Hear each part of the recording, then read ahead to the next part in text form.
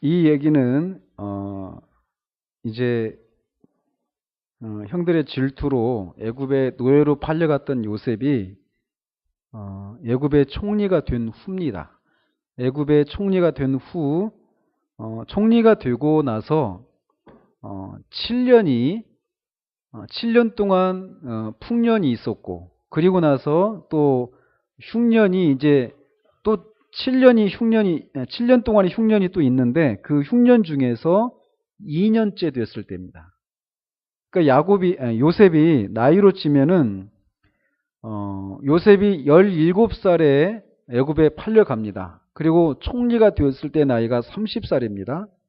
30살이니까 30살이 되었을 때 총리가 되었는데 7년 동안 풍년이 있었고 흉년 2년째 되었을 때니까 지금 요셉이 39살이 되었을 때입니다.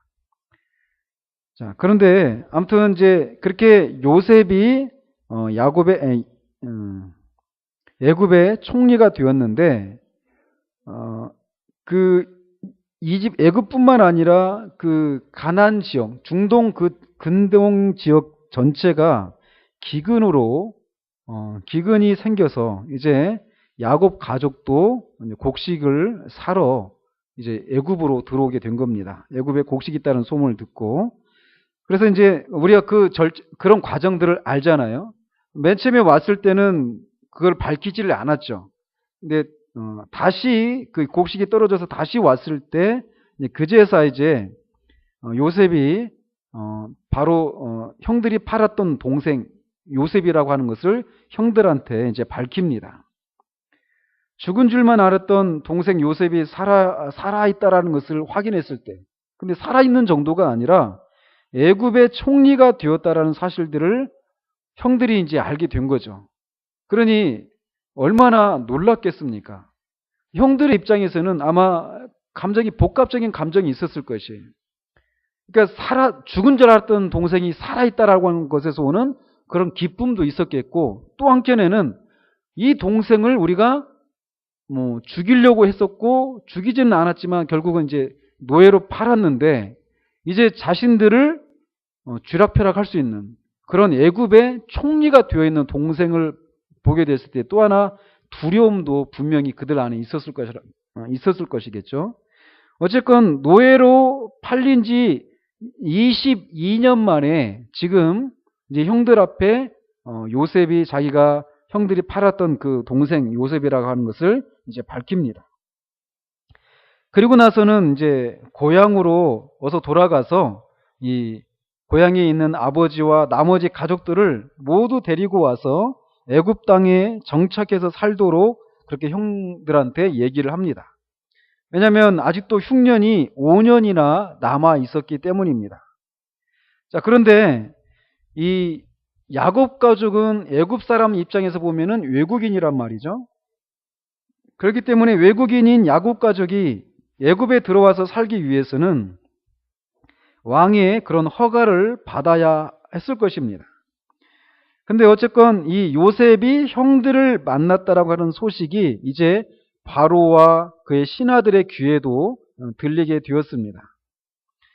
근데 이제 이렇게 요셉이 그의 형제들을 만났다라고 하는 이런 소식을 들었을 때 바로뿐만 아니라 그의 신하들도 모두 기뻐했다라고 기록이 되어 있습니다. 이것을 봤을 때는 요셉이 바로에게 그런 완전한 신뢰와 사랑을 받고 있었고, 상관인 바로에게 뿐만 아니라 그의 신하들도 요셉이 형제들을 만났다라고 하는 소식을 들었을 때 기뻐했다라는 것은 그가 아랫사람들에게도 존경을 받았다라고 하는 것을 우리가 읽을 수가 있겠죠. 그렇지 않겠습니까? 바로 입장에서 보면은 만약에 요셉이 없었다라면 이 풍년이 있었을 때 그냥 흥청망청 그 곡식을 다 소진하고 흉년이 들어왔을 때 완전히 나라가 망할 수도 있는 상황이잖아요.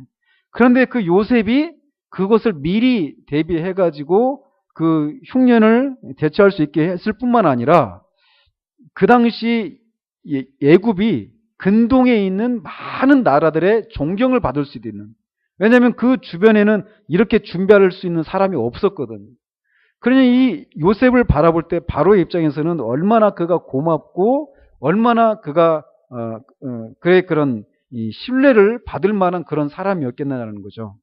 자, 그런데 이제 이런 것처럼 요셉이 윗사람이나 아랫사람 이런 주변 사람들에게 이런 신뢰와 사랑을 또 존경을 받은 것처럼 우리 그리스도인들도 이런 삶을 살아야 된다라는 겁니다.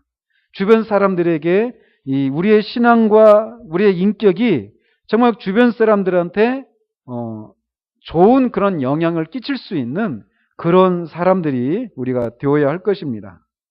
어쨌든 바로가 이제 그렇게 요셉의 형제들이 요셉을 이제 만나게 되었다라고 하는 것을 이렇게 들었을 때 바로는 야곱 가족들이 이제 그 요셉의 청대로 9절에 보면 요셉이 그게 형제들한테 얘기를 하는데 그 야곱 가족들이 그 직접 이 애굽 땅에 들어와서 살아도 된다라고 하는 것을 이제 허락을 하고 그 가족들한테 형제들한테 얘기를 합니다. 그러면서 자신이 직접 그 입국 허가를 내렸음을 밝히고 내렸다라고 하는 그런 증거로 왕실에서 사용하는 그런 수레를 사용해 가지고 거기에다가 이 많은 그런 예물을 실어서 야곱에게 식량과 예물을 실어 가지고 야곱을 거기다 실어서 이제 데려오라고 왕실에서 사용하는 그런 수레를 허용을 합니다. 아마 그러면서 아마 그런 것을 보면서 야곱도 이 애굽으로 들어오는데 아마 왕이 보낸 그런 수레와 또 그런 선물들 이런 것을 보면서 애굽으로 들어오는데 결정하는데 아마 많은 도움이 되었을 것입니다. 자, 그런데 제가 오늘 이렇게 주목하고 싶은 부분은 20절에 있는 바로의 말이에요. 그러면서 이제 너희 자녀와 아내와 다 태우고 너희 아버지를 모시고 와라. 오면은 모시고 오라고 얘기하는데 20절에 얘기하기를 너희의 기구를 아끼지 말라라고 얘기하고 있어요. 여기서 말하는 기구는 어떤 뭐 기계 장치 이것만 말하는 게 아니라 살림살이 이 가재도구 전체를 가리킵니다. 즉 야곱의 가족들이 생활하는 데 필요한 것들은 애굽에 모두 다 있으니까 지금까지 그들이 사용했던 그런 가재도구들은 가나안 땅에 그대로 두고 오는데 주저하지 말라라는 거예요. 아마 이 야곱 가족이 그들이 타고 올 수레만 이렇게 보냈기 때문에 70명의 가족과 종들까지 하면 좋게 수백 명은 될 사람들이 살았던 살림도구를 모두 가져온다라는 것이 아마 불가능했을 것입니다. 그러면서 우리가 이사할 때 보면 알잖아요. 이렇게 널어져 있을 때는 모르는 이사할 때는 어때요? 막 굉장히 짐이 많죠. 이렇게 많았구나 이런 게 확인하는 건데 그렇게 수십 년을 살았단 말이에요. 가나안 땅에. 가나안 땅에 이렇게 수십 년을 살았는데 그때 그 살림 도구들이 얼마나 많았겠느냐는 거죠. 그런데 그 일부는 자기들에게 정이 들고 어떤 기구들은 어떤 사연이 담겨 있는 그런 기구들, 가재도구들도 분명히 있었을 거란 말이에요. 그런데 그런 것들을 아까워하지 말고 다 버리고 오라라는 거예요. 왜? 애굽에 오면 너네들이 써보지도 못했던 것들, 그 좋은 것들이 애굽의 모든 좋은 것들이 너희들에게 있으니까 그 너희들이 쓰고 너희들에게 익숙했던 그런 것들을 다 아끼지 말고 다 버리고 오라고 얘기를 합니다. 한편 이 모습 속에서 우리는 은혜가 무엇인가라는 것을 보게 됩니다. 야곱의 가족이 이렇게 바로로부터 이런 환대를 받는 것은 야곱 가족의 공로가 아니었습니다. 공로는커녕 이 요셉의 형들은 요셉을 노예로 팔았던 사람들이었어요. 요셉의 형들은 이렇게 바로로부터 이런 환대를 받을 자격이 없을 뿐만 아니라 오히려 요셉으로부터 응분의 대가를 받아야 할 사람들이 바로 요셉의 형들이었단 말이죠. 그런데 그런 그들이 생각지도 못한 호의를 입게 된 것이에요. 이게 바로 은혜예요.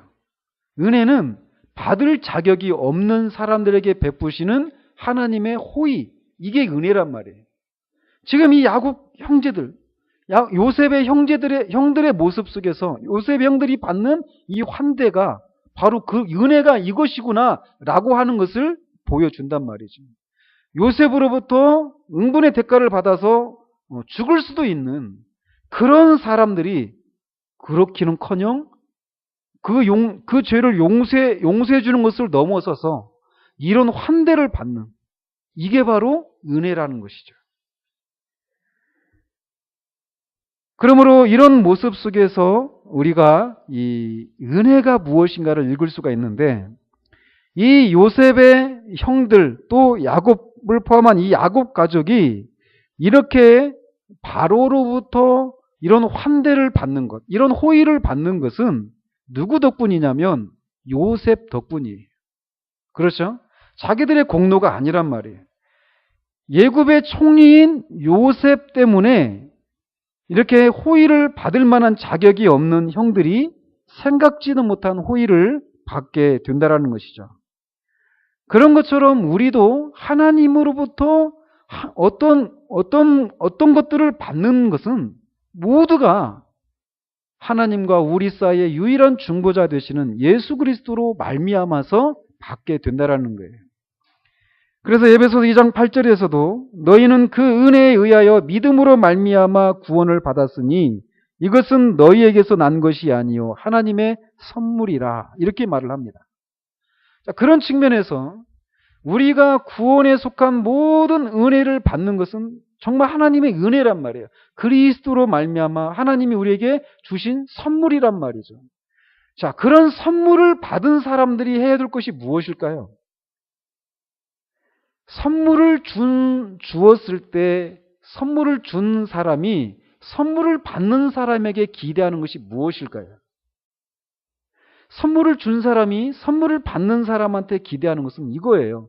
그것을 선물을 받고 나중에 받았으니까 나중에 또 너도 나한테 뭔가 보답해야 되지 않느냐, 이런 생각을 가지고 선물을 주는 것은 선물이 아니죠. 그죠? 선물은 그야말로 선물을 받는 사람이 선물을 주는 사람의 그 호의를 정말 감사하게 생각하고 기뻐하면서 그것을 즐거워하는 것이에요. 이게 선물을 받은 사람이 선물을 준 사람한테 보여야 될, 또 선물을 준 사람이 기대하는 모습이라는 것이죠. 어쨌건 이 모습, 요셉 때문에 호의를 받을 만한 자격이 없는 이 요셉의 형들이 바로로부터 이런 환대를 받는 이 모습이 바로 예수 그리스도의 이 구원 사역, 하나님의 은혜의, 하나님의 선물인 그리스도로 말미암은 구원의 은혜를, 복음을 우리에게 그림처럼 보여주고 있다는 것이죠. 그러니까 복음은 있잖아요. 신약시대에 예수님이 나타나셔서 복음이 짠하고 이게 복음이야 이렇게 드러난 것이 아니라 이미 이런 것들 속에서도 복음이 다 그림자처럼 다 이렇게 숨겨져 있다라는 것이죠. 그러면서 이 요셉은 그냥 우리가 많이 한국 교회 안에서 요셉에 대해서 이런 요셉을 하나님 앞에 꿈을 가지면 결국은 하나님이 그 꿈을 이루어준다. 그 꿈이 이루어질 것을 소망하면서 인내하고 자기의 일에 충성을 다하면 이렇게 요셉처럼 나중에 높임을 받고 영광을 받는 일들이 있다. 그러니까 그러면서 다 우리 자녀들이 요셉처럼, 다니엘처럼 이런 자녀들이 됐으면 좋겠다. 이런 메시지가 대부분입니다. 그러나 요셉은 그런 정도, 우리에게 어떤 도덕적인 모범으로만 우리에게 주어진 그런 인물이 아니라는 거예요.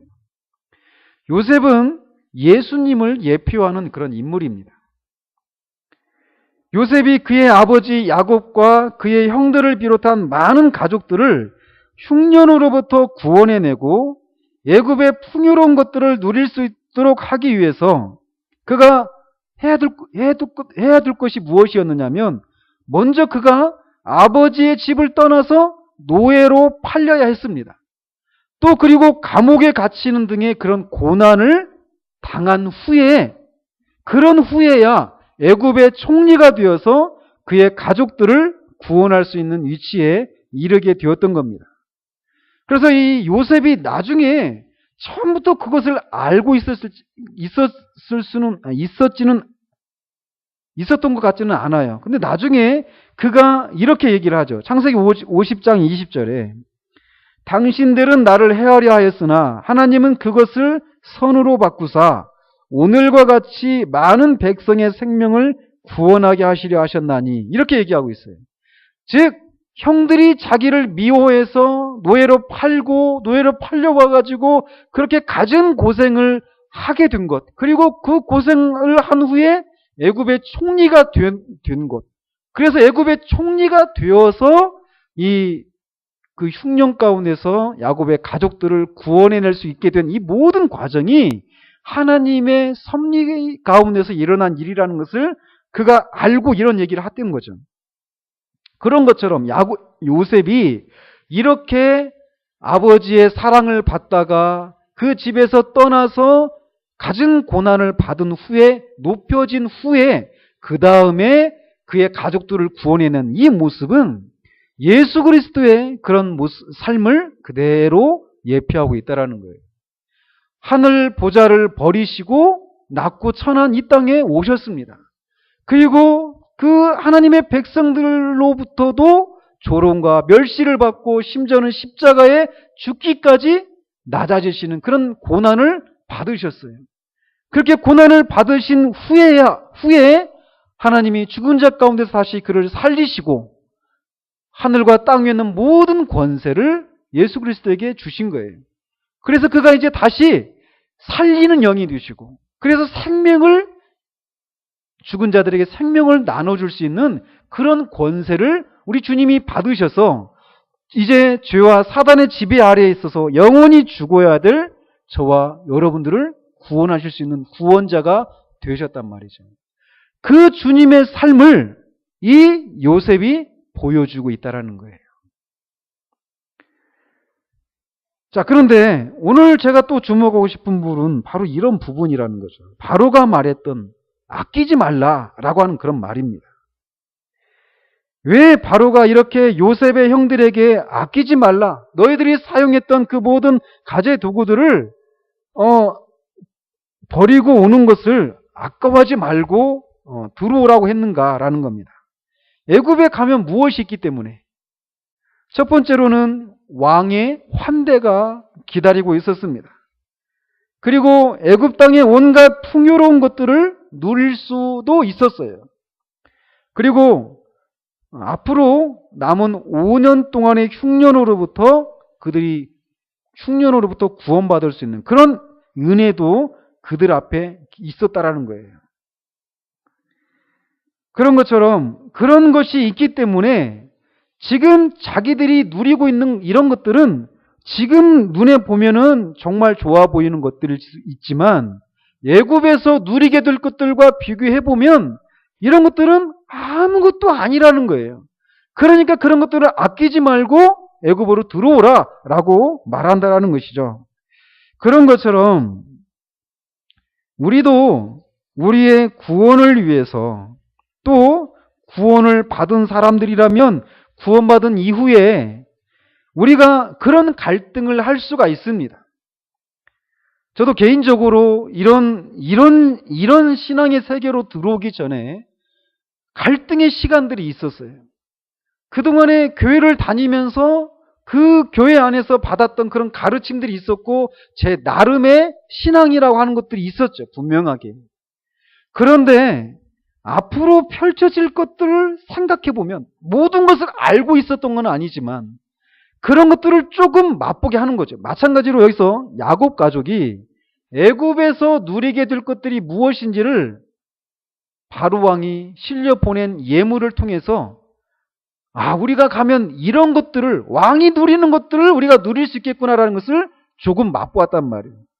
그리고 요셉의 형들이 요셉이 애굽에서 누리고 있는 그 영화들을 보고 그것을 보고 야곱에게 그 가족들에게 알려줬단 말이죠. 모든 것을 본 것은 아닙니다. 모든 것을 맛본 건 아니에요. 그러나 조금이라도 맛본 것들을 조금이라도 그들이 맛보았는데 그 맛본 것만 가지고도 가나안 땅에서 누리고 있었던 그 모든 것들이 아깝지 않은 그런 것들이었다라는 것이죠.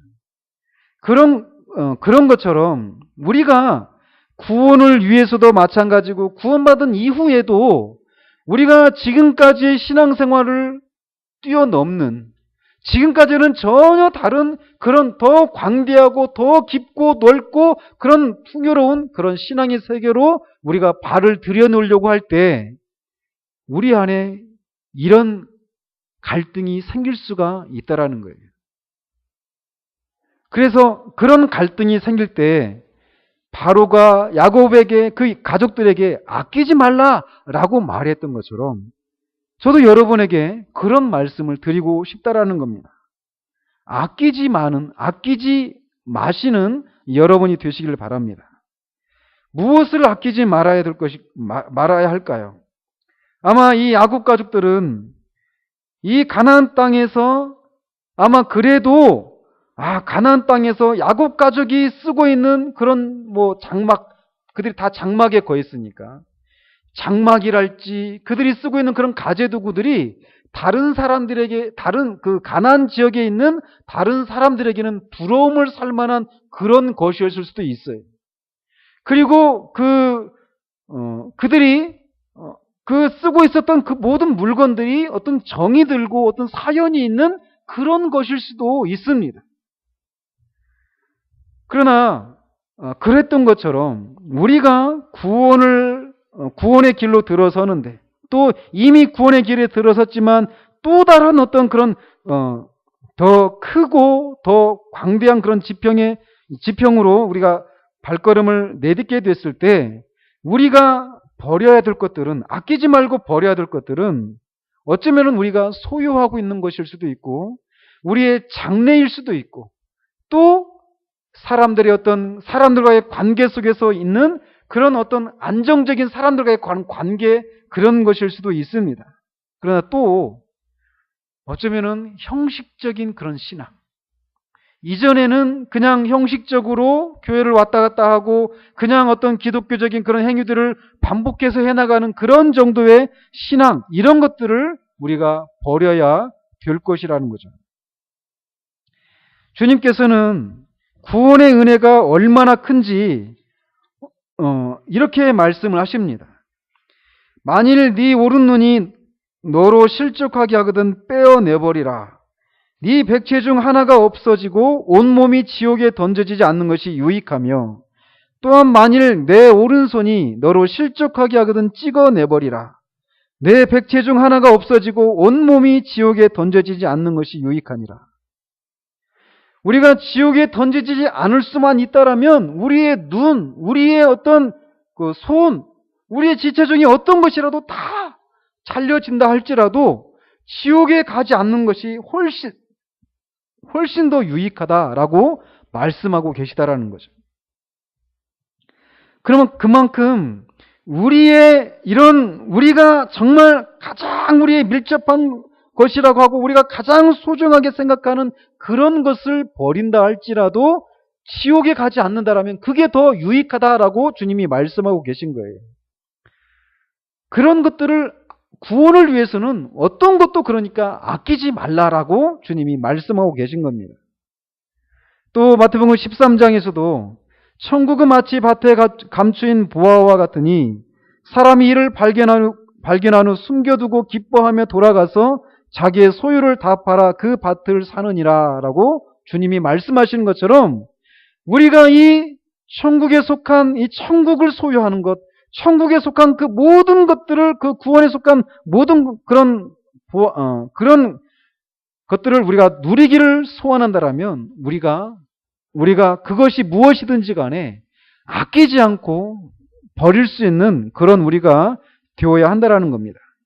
그렇다면 우리가 그게 무엇이든지 간에, 사람마다 그것이 다 다르게 나타나겠지만 그것이 무엇이든지 간에 그런 것들을 아끼지 않을 수 있으려면 무엇이 필요한가라는 거죠. 소극적으로는 자신의 영혼이 처한 급박한 상황을 먼저 알아야만 합니다. 이 마치 야곱 가족이 아직도 흉년이 5년이나 남아 있어서 가나안에 그대로 남아 있으면 죽고 말 것이라는 사실을 모른다라면 그냥 지금 받은 그 양식으로 그냥 어떻게 시간을 보내다가 내년에 파종하고 또 곡식 얻으면 그때 가서 살지, 이런 생각을 하면서 이주하지 않고 있을 수도 있었단 말이죠. 그러나 앞으로도 5년이라고 하는 흉년이 남아 있었다라는 거예요. 그것을 알았을 때 그들이 거기에 머무르는 것을 지체하지 않고 떠날 수 있었던 것처럼, 마찬가지로 우리가 구원을 받아야 될 사람이라는 사실들을 알지 못하면 우리는 구원의 필요를 느끼지 못하는 거예요. 마태복음 9장에서도 예수께서 들으시고 이르시되 건강한 자에게는 의사가 쓸데없고 병든 자에게라야 쓸데있느니라. 너희는 가서 내가 긍휼을 원하고 제사를 원하지 아니하노라 하신 뜻이 무엇인지 배우라. 나는 의인을 부르러 온 것이 아니요 죄인을 부르러 왔노라 하시니라. 말씀하신 것처럼 이렇게 자신이 병들고 죄인이어서 치료가 필요하고 구원이 필요한 그런 사람이라는 것을 절감하지 않으면 절대로 자신의 구원을 위해서 자신이 애지중지했던 것들을 아끼지 않고 버릴 수가 없다라는 거예요. 또 마찬가지로 이미 이런 것이 무엇인지를 알고 구원을 받은 사람이라 할지라도 구원 이후에 그리스도인에 있어서 막 더 그런 풍성한 그런 신앙의 세계로 들어갈 때 갈등을 한단 말이죠. 그러나 지금 자신이 신앙생활이라고 하는 것이 구원은 받았지만 구원받은 자로서 마땅히 누리고 살아야 될 그런 것들이 있는데 그것을 그런 삶을 살지 못하고 있는 자신의 처지가 얼마나 비참한지를 알지 못하면 여전히 그냥 가난한 그런 상황에서 머무를 수 있다는 것이죠. 그러니까 구원 받으려고 또 구원받은 이후에 더 큰 신앙의 세계로 들어가기 전에 우리가 아끼지 않고 무엇인가를 버릴 수 있기 위해서는 자신의 처지가 얼마나 급박한지 또는 얼마나 가난한지를 아는 것이 먼저 필요하다는 겁니다. 또 그것을 무엇이든지 아끼지 않고 버릴 수 있기 위해서는 앞에서는 소극적인 그런 측면을 얘기했다라면 적극적으로는 구원의 영광스러움이 무엇인지를 알아야 한다는 거예요. 앞으로도 흉년이 5년이나 남아있다는 것을 알아야 할 뿐만 아니라 애굽에 가면 가나안 땅에서는 누릴 수 없었던 왕의 환대와 애굽의 총리의 가족으로서 누리게 될 온갖 좋은 것들을 누릴 수 있다는 것을 알아야 한다는 겁니다. 마찬가지로 자신의 비참한 처지를 알아야 할 뿐만 아니라 구원의 영광스러움을 알아야 한다는 겁니다. 이 구원의 영광스러움이 무엇인지를 알아야 구원을 향해서 우리의 발걸음을 내디딜 수 있다는 것이죠. 또 마찬가지로 구원받은 자라고 하더라도 그 이후에 있는 그 풍성한 세계가 어떤 것인지를 알아야 이런 세계가 있었는데 내가 지금까지 그것을 모르고 이렇게 가난하게 살았구나라는 것을 인식하면서 그것을 과감하게 버릴 수 있는 그런 결단을 할 수 있게 된다는 겁니다. 그것이 무엇이든지 간에 아끼지 않고 예수를 선택한 자들은 결코 후회하지 않습니다. 후회하지 않는 정도가 아니라 핍박을 받는 상황에서조차도 말할 수 없는 영광스러움으로 기뻐할 수 있는 그런 자리로 들어갈 수 있습니다. 우리는 대부분 지금 우리가 오후 예배하고 있는 우리 모두들은 대부분 아마 이런 구원을 받아야 될 그런 상황은 아니라고 생각이 되어집니다. 그러나 우리가 정말 진짜 그리스도를 통해서 우리에게 하나님이 주시고자 하시는 것이 무엇인지를 더 힘써 알고 그런 세계로 우리가 들어가기를 소원한다라면 지금까지 내가 붙들고 있었던 지금까지 나를 지탱해 주었던 그것들이 작게 여겨질 수 있는 그런 것이 우리에게 필요하다라는 거예요. 그러므로 성령님께서 우리의 실상을 밝히 이렇게 알게 해주시는 은혜가 있기를 바랍니다. 구원의 영광스러움을 알기를 바랍니다. 오직 이 일은 성령께서 깨닫게 하실 때 가능합니다. 그러므로 우리가 말씀을 듣고 읽을 때 성령께서 그 말씀의 의미를 깨닫게 하시는데, 말씀을 들을 때 우리가 마음을 다해서 들어야 될 필요가 여기에 있는 것이에요. 더 나아가서 이미 그런 것을 결단하고 어쩌면은 그런 많은 관계들을 뒤로 하고 우리가 여기까지 오게 되었는데, 정말 우리가 그런 결단을 하고 왔다라면 하나님 앞에 우리가 더 한 걸음 나아가서 우리가 하나님께 구해야 합니다. 정말 저는 이렇게 기도하는 게, 오전에도 하나님 앞에 기도하면서 복음을 전하는 것 이외에 제가 할 수 있는 게 없단 말이에요. 죽은 영혼을 살리는 길은 복음을 전하는 것 이외에는 아무 할 일이 없습니다. 근데 복음을 전할 때 그 복음을 성령께서 사용하시는 것이 아니면, 성령께서 그 죽은 영혼을 살리는 일이 없으면 아무런 살아나는 일이 일어날 수가 없는 거예요. 그러면서 그 일을 하도록 저로 하여금 이 강단에 세우셨는데, 말씀을 전하게만 하시고 그 말씀을 사용하시지 않아서 영혼들이 살아나지 않는다라면, 그것을 위해서 저를 부르셨는데 그 일들을 하시지 않는다라면 제가 이 일을 어떻게 감당하겠습니까? 라고 하는 그런 마음으로 하나님 앞에 하나님의 성령께서 역사해 주시기를 기도하면서 이렇게 강단에 섰습니다.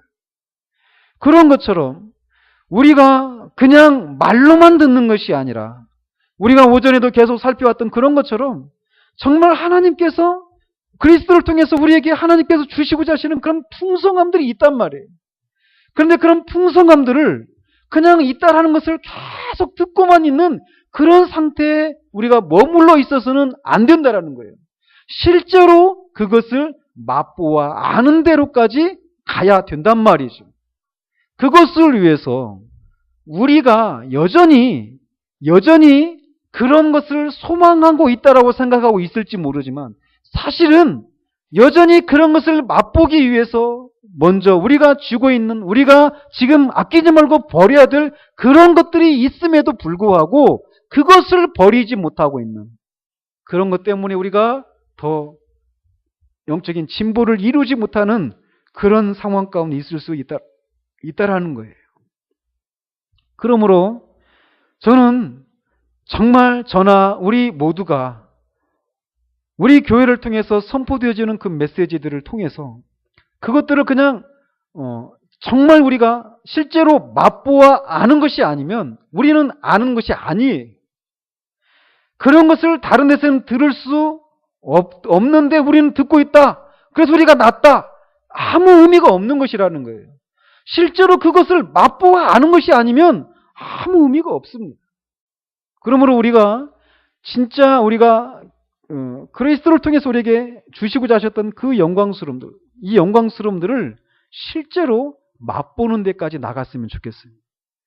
그래서 그것을 맛보기 위해서 때로는 우리의 시간을, 우리의 또 많은 그런 우리가 시간을 소비하고 있는, 우리의 시간과 에너지를 소비하게 만드는 그 많은 것들 중에서 아끼지 말고 버려야 될 것들이 무엇인지를 우리가 보고, 그런 것들을 정말 아끼지 말고 버려서 이 야곱 가족들이 들어가서 바로의 환대와 애굽의 모든 좋은 것들을 누렸던 것처럼 우리도 그리스도를 통해서 우리에게 주시고자 하신 것들을 진짜 누리는 그런 우리가 되어지기를 바랍니다.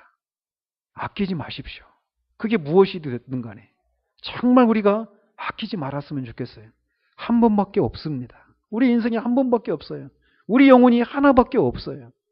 그러니 아끼지 말고 버리고 주님 안에서 그런 풍성함들을 실제로 맛보는 그런 데로 나아가기를 우리 주님의 이름으로 축원드립니다.